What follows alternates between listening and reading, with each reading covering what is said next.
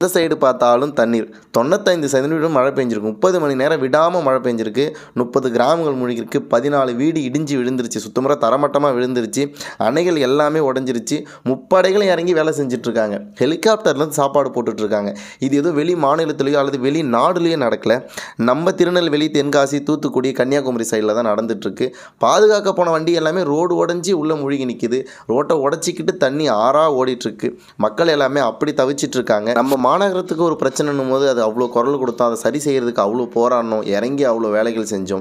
ஏதோ ஒரு மூலையில் இருக்க குமரிக்கண்டம் தானே, ஏதோ ஒரு மூலையில் இருக்க கன்னியாகுமரி தானே விட்டுறாதீங்க. அங்கேயுமே மக்கள் தான் வசிக்கிறாங்க. ஆடு மாடு எல்லாமே அடிச்சுட்டு ஒடிச்சு பெரும் அழிவு அங்கே ஏற்பட்டிருக்கு.